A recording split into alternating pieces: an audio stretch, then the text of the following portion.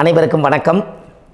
பாரம்பரிய திருவள்ளுவர் குலவம்சம் பிரசன்ன ஜோதிடர் சுப மாரிமுத்து திருப்பூரிலிருந்து இந்த பதிவு உங்களுக்காக. ஐயா வணக்கங்க ஐயா. வணக்கம் ஐயா.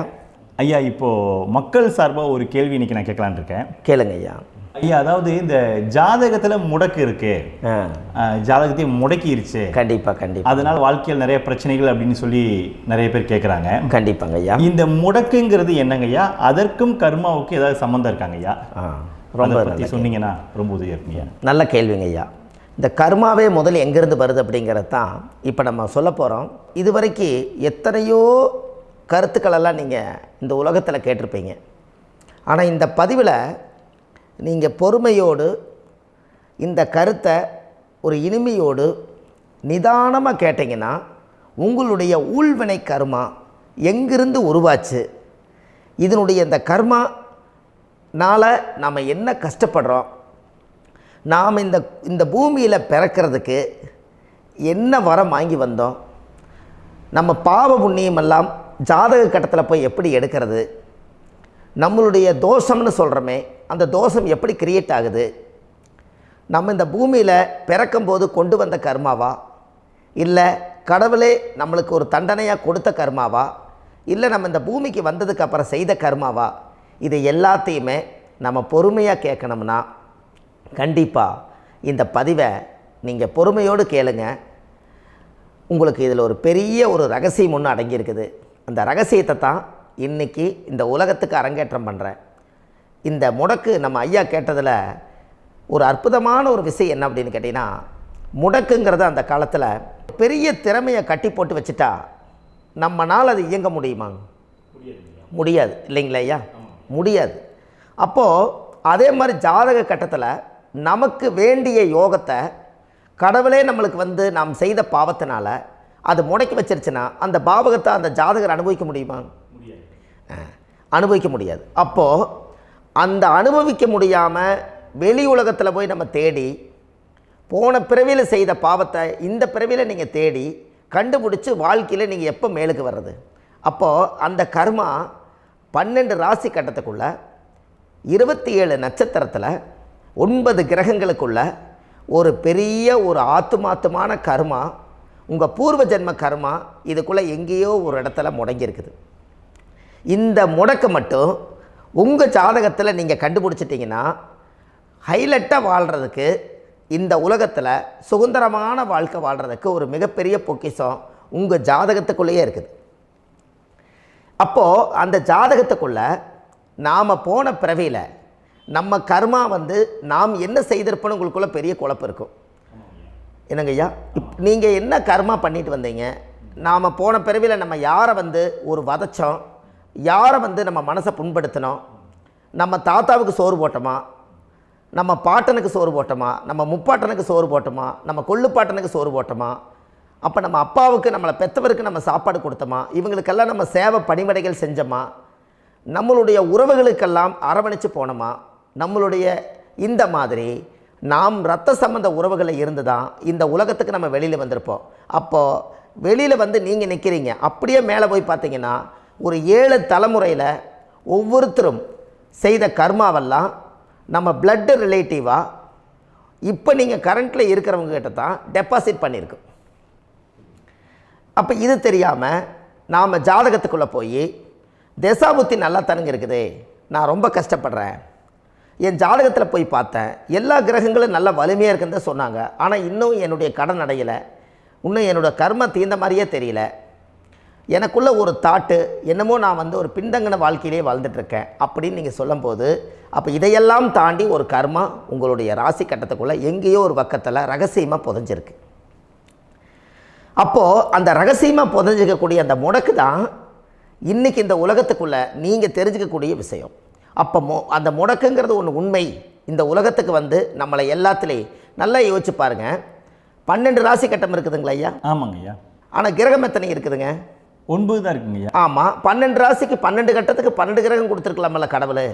அப்போ ஏன் 3 கட்டத்தை மட்டும் எம்டி பண்ணி மீதி 9 கிரகத்தை வச்சுக்கிறாருன்னா, அப்போ நாம் செய்த 3 தலைமுறை கர்மாவுக்கு அது எந்த கட்டம் பிளாக் ஆகுதோ அந்த கட்டத்துக்குள்ளே ஏதோ ஒரு ரகசியம் இருக்கிறனால தானே எங்கேயோ ஒரு பக்கத்தில் நீங்கள் கண்டிப்பாக கர்மாவில் மாட்டுவீங்கிறது கடவுளே படைச்சு தானே இதை உருவாக்கியிருக்காரு. 12 ராசிக்கு 12 கட்டம் கொடுத்துருந்தா எங்கே நீங்கள் சுற்றி வந்தாலும் ஏதோ ஒரு வீட்டுக்குள்ளே போய் உட்காந்துக்கலாம். ஆனால் ஒரு வீடு சுத்தமாக இருக்குது, ஒரு வீட்டில் 4 கிரகம் இருக்குது, ஒரு வீட்டில் 3 கிரகம் இருக்குது, ஒரு வீட்டில் 5 கிரகம் இருக்குது, ஒரு 3 வீடு 4 வீடு காலியாக இருக்குது. அப்போ எங்கேயோ ஒரு ராசி கட்டத்துக்குள்ளேயே கடவுளுடைய கர்மா விளையாட்டு, அது ரகசிய விளையாட்டு தான். அப்போது இந்த இடத்துல தான் உங்கள் ஜாதகத்தில் முடக்கு இருக்குது. இந்த முடக்கை நீங்கள் எப்படியெல்லாம் அதை ஆராய்ச்சி பண்ணி கண்டுபிடிக்க முடியும் அப்படிங்கிற ஒரு விஷயத்தை தான் இன்றைக்கி நம்ம இந்த உலகத்துக்குள்ளே இதை நுழைக்க போகிறேன். இப்போ அப்பா செய்த பாவம்னு ஒன்று இருக்குமில்லங்க ஐயா, நம்ம அறியாத வயசில் தெரியாதில்ல, அப்பா செய்த பாவம்னு இருக்கும். அப்பாவுடைய சொத்து பிள்ளைக்குத்தானா, அப்பாவுடைய பாவம் பிள்ளைக்குத்தானே, என்னங்க ஐயா? சரி, அப்போ தாத்தா இருக்கிறாரு, தாத்தாவுடைய கர்மா உயிர் எங்கே எழுதி வைக்கிறாருங்க? அப்போது மகனை விட்டுறாரு. அப்போ தாத்தா மாதிரியே முகம் இருக்குது, தாத்தா மாதிரியே அவருடைய நடை உடை பாவனை இருக்குது, அவர் தாத்தாவுடைய ஜீனு தான் அப்படின்னு இவர் சொல்லும்போது, அப்போ தாத்தாவுடைய சொத்து பேரனுக்கு சொந்தம்னா தாத்தாவுடைய பாவம் எங்கே போகுங்க? Very good. அப்போ அப்போது இந்த கர்மா எப்படி டிரான்ஸ்ஃபர் ஆகுதுன்னு உங்களுக்கு தெரியுதா? அப்போ நீங்கள் போன பிறவியில் அந்த தாத்தாவுடைய பேரனை நீங்கள் பிறக்கிறதுக்கு கர்மம் உங்களை செயல்பட வச்சுருக்குது. அதனால் நீங்கள் தாத்தாங்கிறீங்க. அதனால் அந்த கௌரவமாக எங்கள் தாத்தா சம்பாரித்த சொத்து நான் தான் அனுபவிக்கணுங்கிற விதியை நீங்கள் உருவாக்கிறீங்க. அப்போது இந்த ஜாதகத்தில் அந்த ஊழ்வினை தோஷந்தான் ஏதோ ஒரு வழியில் உங்களை கர்மாவை செயல்படுத்துது. அதனால தான் இந்த ஜாதகத்தில் எந்த ஒரு முடக்கை எடுக்கிறதா இருந்தாலும் சூரியன் என்ற நட்சத்திரம் எதுவோ அந்த நட்சத்திரத்துக்கு எந்த வீடு முடக்காகுதோ அங்கே தான் உங்களுடைய கர்மா ஒளிஞ்சிருக்கும். இதுதான் உங்களுடைய பெரிய ஒரு பொக்கிஷமான ரகசியம். சரிங்க ஐயா, இப்போ இதில் நவகிரகங்கள் 9 இருக்கும்போது ஏன் சூரியனை மட்டும் நம்ம இதில் எடுத்துக்கணும்னு நீங்கள் சொல்கிறீங்க? நல்ல கேள்விங்க ஐயா. நீங்கள் கேட்டீங்க பார்த்தீங்களா, 9 நவகிரகம் இருக்கும்போது சூரியனை மட்டும், அந்த சூரியன் என்ற நட்சத்திரம் பிறக்கும்போது அந்த வீடு மட்டும் முடக்காகுன்னு நீங்கள் கேட்டீங்க இல்லையா? இதுதான் அற்புதமான கேள்வி. ஏன் அப்படின்னு கேட்டிங்கன்னா, சூரியன்னா அப்பாவோட உயிர் கரு போய் அம்மாவுடைய பனிக்கூடத்தில் கர்ப்பத்தில் வச்சு 10 மாதம் 300 நாள் சுமந்து நீங்கள் இந்த பூமிக்கு வெளியில் வரும்போது நீங்கள் என்ன பாவத்தை இவங்க விதைச்சாங்களோ அந்த கர்மாவை வாங்கிட்டு தான் நீங்கள் வெளியில் பிரசவமாகறீங்க. இதுதானே? அப்போ சூரியன் என்ற நட்சத்திரம், அந்த சூரியனுங்கிறது உயிர் கருவல்லவா, அப்பாவுடைய உயிரணுக்கள் அம்மாவுடைய கருவிக்குள்ளே போய் நாம் குழந்தை வடிவத்தில் இருந்து 300 நாள் பாவ உன்னித்த பதிவில் ஏட்டு எழுதி ஒரு ஜாதகத்தை கையில் கொடுத்து பிறந்த உடனே உங்களுக்கு ஒரு ஏட்டை பெரட்டி நீ இப்படித்தான் விதி, இனிமேல் இப்படித்தான் நீ வாழணும்னு சொல்லி உங்கள் கர்மாவை நீங்கள் கர்மாவோடு தானே வெளியில் பிறக்கிறீங்க. அப்போ சூரியன் என்ற நட்சத்திரம் தானே இந்த உலகத்துக்கு ஒரு பெரிய ஒரு மகத்துவம். இப்போ பாருங்கள், விடிய வரைக்கும் நம்ம முழிச்சிட்ருக்குறோம், காலையில் சூரிய உதயமானால் அவங்கவுங்க செயல்படுறோம். மீதி எல்லா கிரகங்களுக்குமே வெளிச்சத்தை கொடுக்கக்கூடிய சக்தி சூரியனுடைய பிம்ப ஒளிக்குத்தானே உண்டு, என்னங்க ஐயா? அதனால தான் மேசத்து உச்ச வீடுன்னு சொல்லி மேசத்தை உச்சம்னு சொல்லி சூரிய உச்சத்தை அங்கே தான் வச்சாங்க. அப்போது அந்த காலச்சக்கரத்துக்கு 5ஆம் இடம் பூர்வ புண்ணியஸ்தானத்தில் போய் சிம்மத்தில் கொண்டு போய் சூரியனை ஆட்சி வீடுன்னு வச்சாங்க. அப்போது சூரியனில் இருந்து தான் அந்த மையப்புள்ளி உருவாகுது. அப்போ உங்களுடைய ஜாதகத்தில் அந்த சூரியனாகப்பட்டவர் பிறக்கும்போது நீங்கள் உங்கள் ஜாதகத்தை நீங்கள் எடுத்துக்கங்க ஐயா.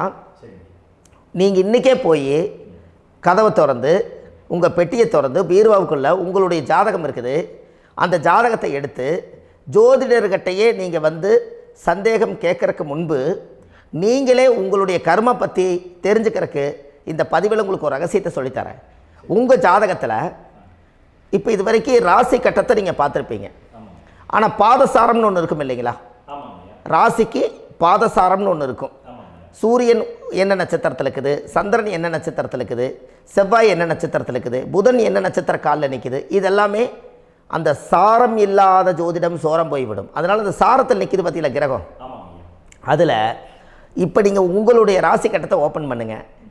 இதில் ராசி கட்டத்தில் சூரியன் என்ற நட்சத்திரம்னு ஒன்று இருக்கும் இல்லைங்களா? அது எதுவாக வேணாலும் இருந்துட்டு போட்டோம். அந்த நட்சத்திரம் தான் நீங்கள் பிறக்கும்போது தாயுடைய கருவறைக்குள்ள கரு உருவான நட்சத்திரமே அதுதான். புரிஞ்சுங்களா ஐயா? பிறக்கும்போது நீங்கள் அந்த கருவுடைய நட்சத்திரம் அப்பா வந்து கருவை உருவாக்கி கர்மாவை விதைச்சது அந்த சூரியன் என்ற நட்சத்திரம் தான். அந்த வீட்டுக்கு தான் இந்த ராசி கட்டத்தில் உங்களுக்கு முடக்கு உருவாகுது. புரிஞ்சுங்களா ஐயா? அப்போது ஒரு ஜாதகத்தில் சூரியன் என்ற நட்சத்திரம் எதுவோ அதுதான் உங்களுடைய கர்மா நட்சத்திரம். இப்போ நம்ம பிறக்காதுக்கு முன்னாடி அப்பா கட்டத்தில் அந்த கர்மா டெபாசிட் ஆகிருக்கும். அதை ட்ரான்ஸ்ஃபர் எப்படி பண்ணுறாரு? அவருக்கு ஒரு கல்யாணம் வச்சு அவர் குடும்ப வாழ்க்கையில் வாழ்ந்து நம்மளோட உயிர் கருவை கொண்டு போய் ஊராம் பொண்ணை கல்யாணம் பண்ணி பொண்டாட்டின்னு எடுத்துக்கொண்டு அந்த பொண்டாட்டிங்கிற உரிமையாகி இவருடைய உயிர் கரு உருவாகி வாரிசுகள் வெளியில் வருது. அதானங்க ஐயா? அப்போது அந்த சூரியன் என்ற நட்சத்திரம் தான் இந்த உலகத்தில் ஒரு பிரம்மாண்டமான நட்சத்திரம். இந்த நட்சத்திரம் உங்கள் மனசுக்குள்ளே ஏதாவது இருந்துச்சுன்னா உங்கள் வீட்டில் ஏதாவது ஒரு நல்ல விஷயங்கள் நீங்கள் பண்ணுறதா இருந்தால் அந்த கர்மா நட்சத்திரம் சூரியனுடைய நட்சத்திரம் இருக்குது பார்த்தீங்களா, அந்த நட்சத்திரத்தில் எந்த ஒரு சேவைகளும் செய்யக்கூடாது. அதுதான் கர்மா. அதை போய் நீங்கள் ஆக்டிவேட் பண்ணி விட்டீங்கன்னா அது முன்னோர்களை வந்து நீங்கள் வந்து தொந்தரவு பண்ண மாதிரி. அந்த கர்ம நட்சத்திரம் தான் உங்கள் வாழ்க்கையில் அது புதஞ்சிருக்கிறதா. இப்போ குழந்தை பிறந்தாலோ சீர் சீமந்தங்கள் நீங்கள் செய்கிறதாலோ கல்யாணம் முக்கிறதுனாலோ உங்கள் ஜென்ம நட்சத்திரத்தன்னைக்கு கல்யாணம் பண்ண வேண்டாம்னு சொல்லிக்கிறாங்கல்லங்க. உங்களுக்கு ஜென்ம நட்சத்திரத்துக்கு முன்னாடி உங்களை உருவாக்குன நட்சத்திரம் தான் ஜென்ம நட்சத்திரம். அப்போ சூரியன் என்ற நட்சத்திரம் அப்பாவுடைய ஜென்ம நட்சத்திரமாக அந்த ஊழ்வினை கர்மம் செயல்படுது. அப்போ அந்த முடக்கு யார் வழியில் வந்தது? முன்னோர்கள் வழியில் வந்தது. முன்னோர்கள் கட்டி வச்சது யாரைய? குலதெய்வத்தை. அப்போ அந்த குலதெய்வத்தை போய் சாமிக்கு போய் வீடு வாசல்லாம் வலித்து குலதெய்வத்தை போய் தேங்காய் பழம் பூ மாலை கல்கண்டு வாங்கி அர்ச்சனை பண்ணி ஒரு அன்னதானம் ஒன்று பண்ணிவிட்டு சாமிக்கு பொங்கல் வச்சு நைவேத்தியம் பண்ணிவிட்டு உங்கள் ஜாதகத்தை வச்சு பூஜை பண்ணிவிட்டு வாங்க. அதுக்கப்புறம் தான் உங்கள் கர்மாவை கண்டுபிடிக்கிறதுக்கு வழியே பிறக்கும். குலதெய்வத்தை வணங்காமல் கோவிந்தா கோவிந்தா என்று பல தெய்வத்தை வணங்கினாலும் பலனொன்றும் இல்லைன்னு அந்த காலத்தில் முன்னோர்கள் சொல்லி வச்சுக்கிறாங்களா இல்லைங்களா? அதனால் கண்டிப்பாக அதை கண்டுபிடிச்சி நீங்கள் அதுக்கு ஒரு நைவேத்தியம் பண்ணால் மட்டும்தான் முதல்ல உங்கள் 5ஆம் பாவம் முன்னோர்கள் அது வேலை செய்யும். குலதெய்வ ஆலயத்துக்கு போயிட்டு வாங்க. போயிட்டு வந்துட்டு இந்த கர்மவினை தோஷத்தை நிவர்த்தி பண்ணுறதுக்குண்டான சரியான பரிகாரத்தை நம்ம எடுப்போம். அப்போது உண்மையாலுமே ஒரு ராசி கட்டத்துக்குள்ளே இந்த மாதிரி ஒரு அந்த கர்ம தோஷம் இருப்பதனால இந்த கர்மா தோஷத்துக்கு அந்த முடக்க தோஷங்கிறத நீங்கள் எடுத்து அதை கண்டுபிடிச்சி அந்த சூரியன் என்ற நட்சத்திரம் எந்த ராசி கட்டத்தில் போய் முடக்காயிருக்குதோ அந்த முடக்கு எந்த பாவகம் வந்து நம்மளுக்கு லாக் ஆகிருக்குதோ அந்த பாவகத்துக்கு உண்டான பரிகாரங்கள் அதுக்குரிய ஸ்தலங்கள் அந்த கோவில்களில் போய் சுவாமிக்கு தேங்காய் பழம் பூமாலை கல்கண்டு வாங்கி அர்ச்சனை பண்ணி நீங்கள் இந்த கோவிலுக்குள்ளே போய் உட்காந்து சாமி கும்பிட்டு வந்தீங்கன்னா உங்களுடைய ஜாதகத்தில் இருக்கக்கூடிய அந்த முடக்கு தோசை நீங்கி வாழ்க்கையில் நீங்கள் எதை சாதிக்க வந்தீங்களோ அந்த சாதனையை நீங்கள் சாதிச்சிட்ருப்பீங்க. புரிஞ்சுங்களா ஐயா? ஏன் அப்படின்னா அந்த முடக்கு நட்சத்திரத்துக்குள்ளே தான் ஒரு தோஷம் இருக்குது. இப்போ அந்த காலத்தில் பாருங்கள் ஐயா, முன்னோர்கள் எல்லாம் நிறைய பேர் கோவில் கட்டி வச்சுட்டு போயிருக்காங்களா இல்லைங்களா? இந்த கோவில் எதுக்காக கட்டி வச்சுக்கிறாங்கன்னா அவங்க கட்டினவங்களுக்கும் அந்த முடக்கு தோஷம் இருந்திருக்குது. ராஜாக்கள் இருந்திருக்குது, மன்னர்கள் காலத்தில் இருந்திருக்குது, ஜமீன்தார் காலத்தில் இருந்திருக்குது. இப்போ அவங்களுடைய அமைப்புகள் எல்லாமே முன்னோர்கள் என்னமோ அறியாமல் தெரியாத தன்னடக்கம் இல்லாத ஒரு கர்மாவை இவங்க செஞ்சிட்டாலும் அதுக்குரிய பரிகார ஸ்தலங்களை கொண்டு போய் அந்த காலத்திலே ஜாதகம் பார்த்து நம்ம வந்து முன்னோர்களுடைய பாவத்தை நாம் செய்த பாவத்தையும் தீர்த்துட்டு நமக்கு கீழே அடுத்த சந்ததிகள் அடுத்த தலைமுறைகள் வந்தாலும் இந்த கோவில்களுக்கு வந்து விளக்கு போட்டு சாமி கும்பிட்டு இந்த மண்ணை மிதிச்சிட்டு போனால் அன்னையோடு அந்த கர்மா தீருங்கிறது அந்த காலத்திலேயே முடக்க தோஷ பரிகாரத்தை கோவில் வழியில் அந்த காலத்தை திசை திருப்பி வச்சுருக்காங்க. அப்போ நீங்கள் கோவிலுக்கு போகாமல் கண்டிப்பாக இந்த பரிகாரத்தை நீங்கள் உடைக்க முடியாது. ஏன் உடைக்க முடியாதுன்னா இப்போ நீங்கள் எத்தனை வருஷம் வாழ்கிறீங்க ஐயா? 120 வருஷமே வச்சுக்கோங்க. சூரியன் திசை 6 வருஷம், சந்திரன் திசை 10 வருஷம், செவ்வாய் திசை 7 வருஷம், ராகு திசை 18 வருஷம், குரு திசை 16 வருஷம், சனி திசை 19 வருஷம், புதன் திசை 17 வருஷம், கேது திசை 7 வருஷம், சுக்கிரன் திசை 20 வருஷம். இப்போ நான் சொன்ன டோட்டலெல்லாம் கூட்டிங்கன்னா 120 வருஷம் வரும். இது ஒரு மனிதர் பிறந்து பூரண ஆயுளோடு வாழ்ந்தால் இந்த 120 வருஷம் வாழ்ந்தால் அவர் இந்த பூலோக பதவி விட்டு சிவலோக பதவி போயிடுவார். அதுக்கு பேர் தான் பூரண ஆயுள் என்று பொருள். அப்போ இந்த பூரண ஆயுளை வாழ்ந்தவருக்கு 120 வருஷம். கோயில் எத்தனை வருஷம் வாழுதுங்க ஐயா? கோயில் பழங்காலத்து கோயிலெல்லாம் எத்தனை வருஷம் வாழுதுங்க? 12 வருஷத்துக்கு கும்பாபிஷேகம். அது ஓகே, அது பரவாயில்ல. 12 வருஷத்துக்கு ஒருக்கா பழசை புதுப்பிச்சு கும்பாபிஷேகம் பண்ணி மறுபடியும் அதுக்கு பவர் ஊட்டி சக்தி ஊட்டி அதுக்கு உருவேற்றுறாங்க. நான் சொல்கிறது கோயில் 5000 வருஷம் 4000 வருஷம் பெரிய பெரிய சித்தர்கள், மகான்கள், ரிஷிமார்கள், யோகிகள், சித்தர்கள் இவங்களெல்லாம் போய் கோவில்லையே சிவனையும் பெருமாளையும் வழிபாடு பட்டுட்டு கோவில்லையே ஒரு ஓரத்தில் ஜீவசமாதி ஆயிட்டாங்கன்னு பழைய கால கோயிலில் சித்தர்கள் குடியிருக்காங்களா இல்லைங்களா? இருக்காங்கல்லங்க ஐயா. அப்போது நாம் 120 வருஷம் வாழ்கிறோம், கோவில் 5000 வருஷம் வாழுது. எங்கே சக்தி அதிகமாக இருக்குன்னு சொல்லுங்க? கோவிலில் தாங்க ஐயா. கோயில் தான், அதில் ஒன்றும் மாற்றம் இல்லைங்களே. கோயில் தாங்க. அப்போ கோவிலில் தான் அந்த சக்தி இருக்குதுன்னு நீங்கள் சொல்கிறீங்க. அப்போ உங்களுடைய கர்மாவை உடைக்கிறதுக்கு 120 வருஷம் பெருசா 5000 வருஷம் பெருசான்னு சொல்லுங்கள்? 5000 தாங்க. அப்போ 5000 வருஷம் உள்ள அலைகள் எத்தனை அந்த சிவனுக்கு இப்போ சிவன் கோயிலே உங்களுக்கு முடக்கு தோஷத்துக்கு ஒரு கோயில் வருதுன்னு வச்சுக்கோங்க. அந்த கோவிலில் எத்தனை முடக்குகளுக்கு உண்டான கோவில்கள், எத்தனை பழங்களை ஊற்றி சாமிக்கு அபிஷேகம் பண்ணியிருப்பாங்க, எத்தனை பால் கூட ஊற்றிருப்பாங்க, பன்னீர், தேன், இளநீ, மஞ்சள் நீர், திருமஞ்சனம், அபிஷேகம், பொங்கல், நைவேத்தியம் இத்தனையும் செஞ்சு அந்த சிவனை சிவனாக பார்த்து அந்த கருவறைக்குள்ள ஒரு கிராணங்கள் வரும்போதும் கூட பாதுகாப்பு பண்ணி வச்சு நல்ல சக்தியோடு அந்த கருவறையை புத்தியோடு அவங்க வேலை செஞ்சு அந்த காலத்தில் வச்சுருக்காங்களா இல்லைங்களா?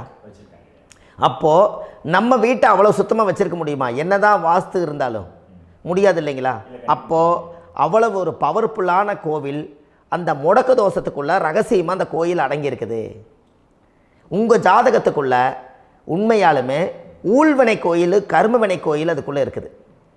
அந்த ஜாதகத்தை கணிச்சு பார்த்தா கரெக்டாக உங்களுடைய ஜாதகத்தில் அப்பாவுடைய கருவறையிலேருந்து உயிர் உருவாகிற நேரத்தில் இருந்து இப்போ வரைக்கும் நீங்கள் கரண்ட்டில் வாழ வரைக்கும் அந்த கர்ம கூட வர்றதை ஒரே ஒரு இடத்துல போனால் மட்டும்தான் விட்டுட்டு வர முடியும். அது எந்த வீடு அப்படின்னு கேட்டால் உங்களுக்கு அப்பாவுடைய கர்மா வழியில் போய் அந்த கோவில் பழையகால கோயில், பழையகால தெய்வங்கள், அந்த கோவில் தான் உங்கள் ஜாதகத்துக்குள்ள ரகசியமாக இருக்கும்.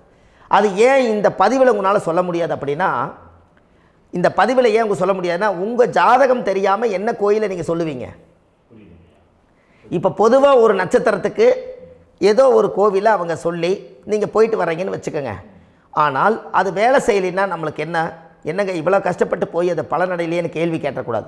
உங்கள் ஜாதகத்தை நீங்கள் கொண்டாங்க, உங்கள் டேட் ஆஃப் பர்த் டயத்தை போட்டு ஜாதகத்தை கணிச்சு நீங்கள் சூரியன் என்ற நட்சத்திரத்துக்கு உங்களுடைய கர்மவினை கோவில் யார், உங்களுடைய முடக்கு யார், ஊழ்வனை தோஷத்துக்கு உண்டானவர் யார், தாய் வழி கர்மா யார், தந்தை வழி கர்மா எது, நீங்கள் பிறக்கும்போது வந்த கர்மா என்ன, இது எல்லாம் கணிக்காமல் பொதுவாக ஒரு கோயிலில் போய் நீங்கள் பாட்டுக்கு சாமி கும்பிட்டு வந்தால் பலன் எப்படி கிடைக்கும்? கண்டிப்பாக கிடைக்காதுங்க ஐயா. என்னங்க ஐயா? அது தெரிஞ்சு பண்ணாதான் சரியா? ஒரு டாக்டர்கிட்ட போகிறீங்க, என்னை அப்படியே ஸ்கேன் பண்ணி ஒரே ஒரு மாத்திரை கொடுங்கன்னு கேட்டால் டாக்டர் கொடுப்பாருங்களா? அவர் என்ன பிரச்சனை இருக்குதோ அதை முதல்ல கண்டுபிடிச்சி ஸ்கேன் பண்ணி பார்த்து ரிப்போர்ட் எடுத்து அது மூலியமாக தான் கொஞ்சம் எடுத்து ஐயா உங்களுக்கு இந்த பிரச்சனை, இதுக்கு தீர்வுக்கு இதுக்குண்டான மெடிசன், இது இப்படித்தான் சாப்பிடணும்னு அது முறையாக சொல்லி அந்த உயிர் வாழ வைக்கிறாரு டாக்டர். அவர் ஒரு தெய்வ வடிவத்தில். கரெக்டுங்களா ஐயா? அப்போ உங்களோட கர்மா எங்கே செயல்படுது அப்படின்னா, இந்த முடக்க நீங்கள் இந்த பதிவில் தெரிஞ்சுக்கங்க. அதுக்குரிய நட்சத்திரம் என்னன்னு தெரிஞ்சு வச்சுங்க. உங்கள் ஜாதகத்தில் சூரியன் என்ற நட்சத்திரத்தை எடுத்துக்கங்க. அந்த வீட்டுக்கு முடக்க இந்த பதிவில் எந்த வீடு லாக் ஆகிருக்குதுங்கிறத நான் உங்களுக்கு இந்த வீட்டில் சொல்கிறேன். அந்த வீட்டு நீங்கள் பாருங்கள், உங்களுடைய லக்கணத்துக்கு அது எந்த வீடு. இப்போ லக்கணத்துக்கு ஒரு 7வது வீடுன்னே வச்சுக்கோங்க. அப்போ லக்கணத்துக்கு 7வது வீடே முடக்கு. அப்படி ஒரு முடக்கு ஆகிப்போச்சுன்னா ஒரு ஜாதகத்தில் லக்கணம் தான் 1, 7ஆம் இடம்ங்கிறது மனைவி ஸ்தானம். ஒரு ஆணுடைய ஜாதகத்துக்கு 7ஆம் இடம் தான் மனைவி. அவருக்கு நல்ல மனைவி அமையாமல் ஆடம்பரம் இருந்தும் வீடு அரண்மனை மாதிரி இருந்தும் அந்த மனைவியை ஒரு சந்தோஷமாக அவர் அனுபவிக்க முடியாது. புரிஞ்சுங்களா ஐயா? சந்தோஷமாக அனுபவிக்க முடியாது. ஏன் அப்படி? 7ஆம் இடத்துல தான் அவரோட கர்மா உட்கார்ந்துருக்குது. கரெக்டாக சொன்னீங்க. 7ஆம் இடத்துல தான் அந்த கர்மா உட்கார்ந்துருக்குது. அப்போ அந்த 7ஆம் இடத்துல இருக்கக்கூடிய அந்த கர்மா போன பிறவியில் நீ மனைவிக்கு சோறு போடாமல் மனைவியை கட்டி வச்சு அடிக்கிறதும், மனைவியை துன்புறுத்துறதும், அந்த மனைவி இருக்கவே இன்னொரு வாழ்க்கைக்குள்ளே போகிறதும், இங்கே வாழ வேண்டிய தாம்பத்திய சந்தோஷத்தை கொண்டு போய் இன்னொரு இடத்துல கொடுக்கறதும், தெரிஞ்சிருந்தே நம்மளுடைய மனசுக்குள்ளே திருடுத்தனமாக வாழ்கிறதும், இது எல்லா கர்மாவும் போன பிறவியில் நாம் செய்த ஊழ்வினை கர்மா தான் உங்கள் ஜாதகத்தில் 7ஆம் இடம் முடக்கு. அப்போ அந்த 7ஆம் இடம் முடக்கா இருந்துச்சுன்னா கண்டிப்பாக உங்கள் ஜாதகத்தில் நீங்கள் என்ன அனுபவிச்சிட முடியும்? நல்ல நண்பர்கள் கிடைக்க மாட்டாங்க, நல்ல ஒரு பார்ட்னர்ஷிப் அமையாது, நல்ல ஒரு நட்பு வட்டங்களில் எதையும் அனுபவிக்க விடாது, ஒரு அங்கீகாரமான உறவுகளில் போய் நம்ம ஸ்ட்ராங்காக நிற்க முடியாது. 7ஆம் இடம் என்பது தாம்பத்திய வாழ்க்கை, பூர்த்தி இல்லாத வாழ்க்கையாக இருக்கும். இப்படியெல்லாம் அந்த ஜாதகத்தில் ஒரு பொதுவாக ஒரு ஜாதகத்தில் 7ஆம் பாவம் முடக்காயிட்டால் இந்த கர்மாவை அவர் அனுபவிச்சுக்கிட்டே இருப்பார். இது எப்போத்தான் அதுக்கு ஒரு தீர்வு வேணுங்கய்யா? அந்த கோயில் எதுன்னு நீங்கள் கரெக்டாக சொன்னீங்க. இப்போ இது மனிதனால் செயல்படுது. மனிதர்கள் தான் கோயிலை கட்டி வச்சாங்க. தெய்வத்தை விட ஒரு காலத்தில் மனிதர்களுக்கு மகிமை ஜாஸ்தி. ஏன்னா சாதாரண ஒரு மண் பூமியாக இருந்த இடத்த மனிதர்கள் தான் கோயில் கட்டி ஒரு மகிமைப்படுத்தி புண்ணியம் பண்ணி வச்சாங்க. மனிதர்களுக்கு சக்தி அதிகம்தான், ஆனால் பிரபஞ்சத்துக்கு அதை விட சக்தி அதிகம் அல்லவா? ஐயா, நீங்கள் கோவிலுக்கு போய் அந்த கர்மா உடைக்கிறதுக்கு கோவிலில் சக்தி இருக்குது, ரைட்டு. ஆனால் நம்ம வீட்டுக்கும் கோயிலுக்கும் ஒரு மிகப்பெரிய தொடர்பு என்னென்னா, அந்த கோயில் கட்டுறவங்க எல்லாமே பழைய காலத்து கோயிலெல்லாம் பாருங்கள், பஞ்சபூதத்தை வச்சு கட்டியிருப்பாங்க. பஞ்சபூதத்தை வச்சு தான் கட்டுவாங்க கோயில். அது உங்களுக்கு தெரியணும் இல்லைங்களா? பஞ்சபூதம்னா நீர், நெருப்பு, காற்று, பூமி, ஆகாயம். இந்த பஞ்சபூதத்தினுடைய சக்திகள் எல்லாம் ஒரே நேர்கோட்டுக்கு என்னைக்கு வருதோ அன்னைக்கு தான் அந்த கோவிலுடைய பாலக்கால் போட்டு 1000-2000 வருஷம் நிலச்சி நிற்கிறது. காரணம், இந்த பிரபஞ்சத்தில் பஞ்சபூதம் எப்படி நிலச்சி நிற்குதோ அதுபோல் 5000 வருஷம் நிற்கிறதுக்கு அந்த பஞ்சபூத சக்தி வச்சு தான் சாமி சிலையை பிரதிஷ்டை பண்ணி வச்சுருப்பாங்க. அதனால தான் இந்த கோயில்கள் எல்லாம் 5000 வருஷமாயும் எத்தனையோ கிராணங்களை எல்லாம் தப்பிச்சிருக்கிறதுக்கு காரணம். அப்பேற்பட்ட புண்ணிய ஸ்தலம் உங்களுக்கு எதுன்னு தெரியணும் அல்லவா? என்னங்க ஐயா? அப்பேற்பட்ட புண்ணிய ஸ்தலம் உங்களுக்கு எதுன்னு தெரிஞ்சால் தானே நீங்கள் போய் செய்ய முடியும், இல்லாட்டி கண்டிப்பாக தெரியாது. அப்போ இந்த முடக்கு தோஷத்தை கடவுள்கிட்ட கொண்டு போய் ஒப்படைக்கணும். நாம் பிறக்கும் போது கொண்டு வந்த கர்மாவை நாம் இருக்கும் காலத்தில் கொண்டு போய் இந்த கர்மாவை சுத்தப்படுத்தி, நீங்கள் பாவ ஆத்மாவை இந்த பூமியில் பிறந்து பூலோகத்தில் எல்லா புண்ணியத்தையும் செஞ்சுட்டு இந்த பூலோகத்தை விட்டு நீங்கள் போகும்போது புனித ஆத்மாவாக போகணுன்னா உங்கள் கர்மாவை கொண்டுட்டு போகாதீங்க, கர்மாவை நிவர்த்தி செய்யுங்க. என்னங்க ஐயா? அப்போ கர்மாவை சுத்தப்படுத்துங்க. கர்மாவை சுத்தப்படுத்திட்டு உங்களுக்கு பிறக்கிற குழந்தைகளுக்கு அந்த கர்மாவை டிரான்ஸ்ஃபர் பண்ணாமல் உங்களோட நில் பண்ணுங்க. ஒரு உதாரணம் சொல்லட்டுங்களா ஐயா? ஒரு காந்தம் ஒன்று இருக்குது இல்லைங்களா? ஒரு காந்தம்ங்கிறது ஒரு தாத்தாவாக வச்சுக்கோங்க. ஒரு இரும்பை கொண்டு போய் வச்சா ஒட்டு மோட்டாதா? அப்போ ஒட்டுனோடனே காந்தம்ங்கிறது தாத்தா, அவருக்கு பிறந்த வாரிசுக்கு அந்த கர்ம டிரான்ஸ்ஃபர் ஆயிருமா? சரி, இன்னொரு இரும்பை கொண்டு போய் வைங்க, ஒட்டு மோட்டாதா? அப்போ அது பேரனுக்கு வைங்க, பேரனுக்கு வந்துருச்சு அந்த கர்மா. இன்னொரு இரும்பை கொண்டு போய் வைங்க, அந்த காந்தத்துக்கு நேர் இன்னொன்று வைங்க, ஒட்டு மோட்டாதா? அப்போ அதை கொண்டு போய் நம்ம கொள்ளு பேரனுக்கு வைங்க. இப்படியே டிரான்ஸ்ஃபர் ஆகி தலைமுறையாக இந்த கர்மா தொடர்ந்துக்கிட்டே இருக்குது. இந்த இடத்துல கொண்டு போய் காந்தத்துக்கு இரும்பு ஒட்டிகிட்டே இருக்குதுல்ல, இந்த இடத்துல ஒரு மரக்கட்டை செஞ்சு கொண்டு போய் கரெக்டாக வச்சுக்கினே போட்டுமா? அந்த மரக்கட்டையை கொண்டு போய் வைக்கிறவர் யார்? மரக்கட்டை வச்சுட்டு அடுத்த வாரிசு புனிதமாக பிறந்துட்டு அந்த மேலே இருக்கிற கர்மாலாம் இந்த அடுத்த இதுக்கு வராதில்ல. இதுதாங்க ஐயா கர்மா. தொடர்ந்து வரக்கூடிய கர்மாவை அதை நில் பண்ணணுங்கிறதுக்கு பேர் தான் இந்த உதாரணத்தை சொன்னவங்களுக்கு. அப்போ நாம் இந்த பூலோகத்தில் நம்ம ஒரு தாயுடைய கருவறையில் இருந்து தொப்புள் கொடி அறுக்கும் நேரம் நாம் என்ன கர்மாவை வாங்கி வந்திருந்தாலும் அதையெல்லாம் ஆராய்ச்சி செய்து ஜாதகத்தில் முழுமையாக கண்டுபிடிச்சி ஒரு காலம் இல்லைனாலும் ஒரு காலம் நம்ம நல்லா இருக்கிறதுக்காக, நம்ம வாரிசுகள் எல்லாம் நலமடைஞ்சு வளமடைஞ்சு வர்றதுக்காக இந்த கர்மா தோஷத்தை கரெக்டாக கண்டுபிடிச்சி சரியான கோவிலுக்கு போய் நீங்கள் கர்மாவை நிவர்த்தி பண்ணி அங்கே பூஜை புனஸ்தானங்கள், சகசரநாம பூஜைகள், ஓமங்கள், வழிபாடுகள் இதெல்லாம் நீங்கள் செஞ்சு உங்களுடைய பாவத்தை எல்லாம் கழித்து உங்கள் ஜாதகத்தவே யோகமாக மாற்ற முடியும். கண்டிப்பாக மாற்ற முடியும். ஏன்னா நம்ம யாரை நம்பி செய்கிறோம்? சரியான கடவுள்கிட்ட வழிகாமிக்க போகிறோம். அப்போ கடவுள் பொய்யாயிருவாரா? ஐயா நம்ம அதாவது அந்த காலத்தை சொல்லுவாங்க, சத்தியுள்ள சாமி கும்பிட்டு புத்தி உள்ள உள்ளே பெக்கணும்னு சொன்னாங்க. 16 வதபதன்னு பெக்கலை, எல்லாம் அறிவோடு பெற்றாங்க. அதனால் எல்லாமே தாய் தந்தைகள் பேச்சை கேட்டாங்க. அன்றைக்கி எல்லாருமே தாய் தந்தைகளுக்கு தூணாக நின்னாங்க. அப்போ அந்த காலத்தில் சத்தியுள்ள சாமி கும்பிட்டு புத்தி உள்ள உள்ளே பெக்கணும்னு சொல்லி அன்றைக்கி அறிவோடு பெற்று இந்த கர்மாவை ஆளுக்கு ஒரு கர்மாவை டிரான்ஸ்ஃபரை பிரித்து எல்லாரும் சுத்தப்படுத்தினாங்க. இன்றைக்கி நம்ம ஒரு குழந்தை 2 குழந்தை பெற்று வச்சுருக்கோம். அவங்களுக்கே இவ்வளவு கர்மா வந்துருச்சுன்னா இந்த குழந்தைகளுக்கு என்னைக்கு இந்த கர்மாவை போய் கண்டுபிடிச்சி நீங்கள் எப்போ சரி பண்ணுவீங்கன்னு. அப்போ இந்த வாழ்க்கையில் ஏதோ ஒரு பிரபஞ்ச சக்தி நம்மளை அறியாமல் என்னமோ ஒரு இயக்கத்தில் கொண்டு போய் விட்டுருச்சுங்களா? அப்போ இனிமேலாவது இந்த கர்மாவில் இருந்து கண்டிப்பாக நம்ம நிவர்த்தி ஆகணும்னு சொன்னால் இந்த முடக்கு தோஷத்தை யாரெல்லாம் கண்டுபிடிச்சி இந்த ஊழ்வினை கர்மாவில் இருந்து நாம் கருவறையில் சுமக்கும் போது 10 மாதம் நீங்களாம் என்னென்ன நினச்சிருப்பீங்க? அதாவது கருவறைக்குள்ள கருப்பாக ஒரு பிண்டம் இடப்பக்கம் கிடக்கையில் இந்த பூமிக்கு வரும்போது நீங்கள் என்னென்ன நினச்சிருப்பீங்க? இந்த பிறந்ததுக்கு அப்புறம் வந்து தான் அம்மா தெரியுது, அப்பா தெரியுது, தாத்தா தெரியுது, பாட்டி தெரியுது, இந்த உலகத்தில் கண்கொள்ளாத காட்சிகள் எல்லாம் தெரியுது, எல்லாம் தெரியுது. ஆனால் 10 மாதம் உங்கள் வாழ்க்கையில் நீங்கள் இருக்கும்போது நீங்கள் என்னென்னலாம் நினச்சி இந்த பதிவில் இறைவன் கொடுத்தாரோ அதையெல்லாம் அனுபவிக்கத்தான் வந்தீங்க. அதுக்கு இடையில இருக்கிறதான கர்மா. இந்த ஒரு விஷயம் உங்களுக்கு கிடச்சிருச்சுன்னா நீங்கள் எல்லாருமே ராஜயோகமாக பிழைப்பீங்கள்ல. இதில் ஏழை பணக்கார யாரையுமே சொல்ல வரல.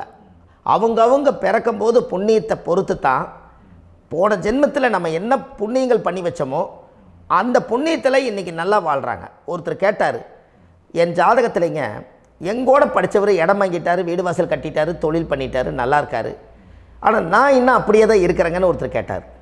அதுக்கு ஒரு கருத்து என்னென்னா, டேட் ஆஃப் பர்த் ஒன்று தான், டைம் ஒன்று தானே வச்சுக்கோங்க. அவங்க அப்பா செஞ்ச புண்ணியம் வேறு, நீங்கள் செஞ்ச பாவங்கள் வேறு.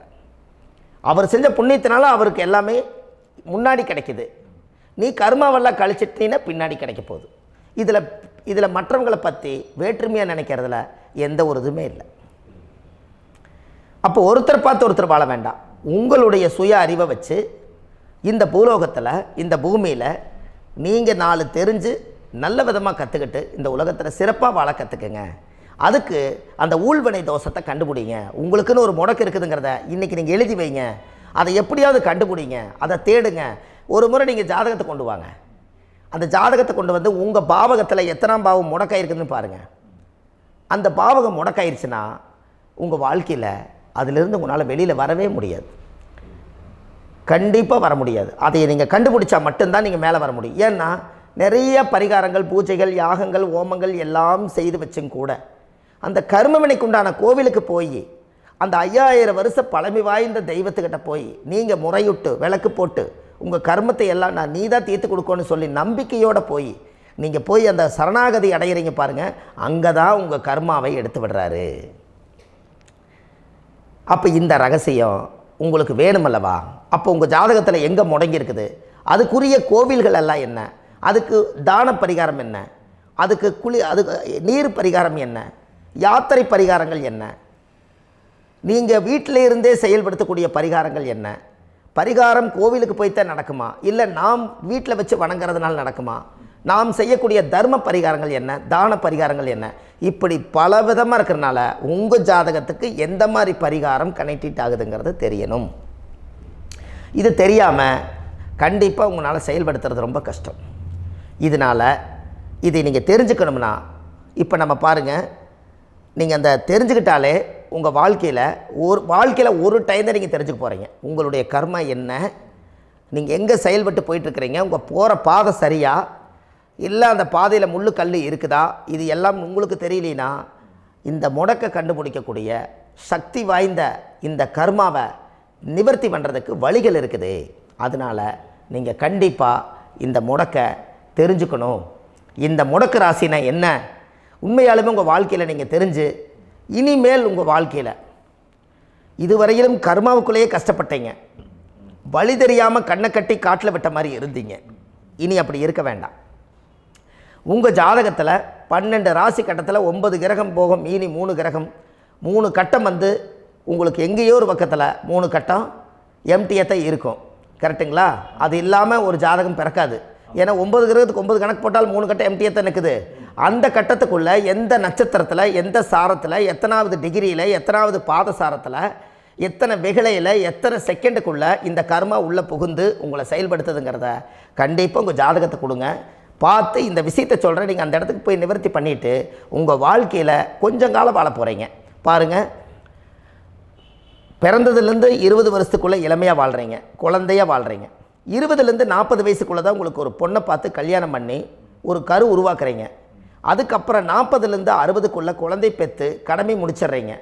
60 வயசுக்கு மேலே ரிட்டையர்ட் ஆகிடுறீங்க. இந்த 20க்கும் 60க்கும் இல்லாத 20லேருந்து இந்த 40 வயசுக்குள்ளே உங்களோட தேடல் என்னவோ அது வாழ வேண்டிய சுகபோகமான வாழ்க்கை எல்லாமே அந்த 40க்குள்ளே தான் இருக்குது. இந்த 40க்குள்ளே இருக்கக்கூடிய வாழ்க்கையை இந்த கர்மா தெரியாமல் காலத்தை வீணாக்க வேண்டாம். வாழ வேண்டிய வயசில் நீங்கள் வாழணும். அதுக்குரிய கர்மாவை நீங்கள் சுத்தப்படுத்துங்க. எப்படியெல்லாம் நீங்கள் சந்தோஷமாக வாழ்கிறீங்கன்னு எனக்கு ஒரு தகவல் கொடுங்க. வேறு லெவலில் நீங்கள் இருப்பீங்க. கண்டிப்பாக இந்த பதிவில் உங்களுக்கு நான் இந்த விஷயத்தை கொடுக்க போகிறேன். இந்த முடக்கு நட்சத்திரங்கள் என்ன அப்படிங்கிறத இந்த பதிவில் நீங்கள் ஒரு நோட் ஒன்று எடுத்துக்கோங்க, குறித்து வச்சுக்கோங்க. இதில் இருந்து அவங்கவுங்களுக்கு முடக்கு நட்சத்திரம் என்னங்கிறத இந்த பதிவில் நான் உங்களுக்கு கொடுக்குறேன். இந்த வீடு தான் அது முடக்குங்கிறத சொல்கிறேன். இதையெல்லாம் நீங்கள் தெரிஞ்சு உங்கள் ஜாதகத்தவே நீங்கள் முடக்கு எடுத்து கண்டிப்பாக உங்கள் வாழ்க்கையில் நீங்கள் நல்லா இருப்பீங்க. அதுக்கு ஒரு நோட் எடுத்து வச்சுக்கோங்க.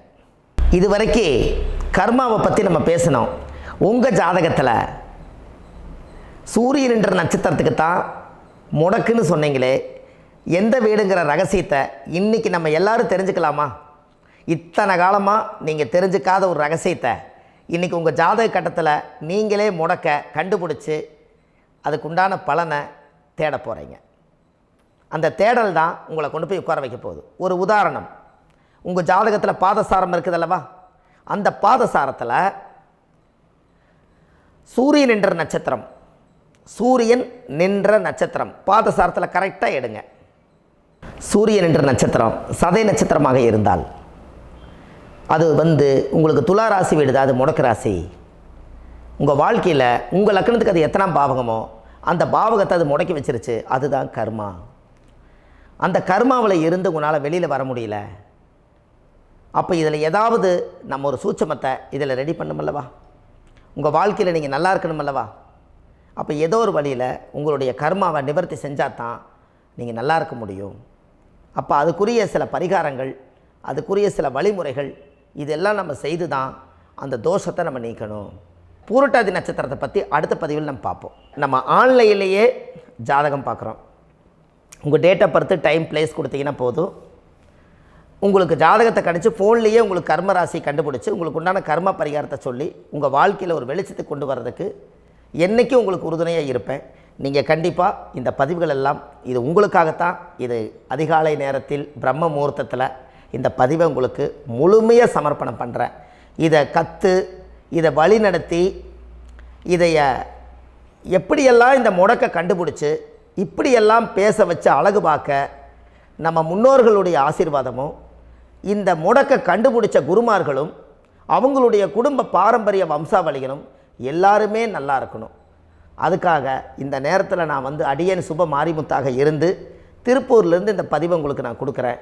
கண்டிப்பாக இந்த முடக்கு கோயிலுக்கு, இந்த முடக்கு தோஷத்துக்கு உண்மையான பரிகாரங்கள், எளிமையான பரிகாரங்கள் நீங்களே வாழ்க்கையில் செஞ்சு ஆதிகால பரிகாரங்கள் உங்கள் மனசுக்குள்ளே இருக்குது.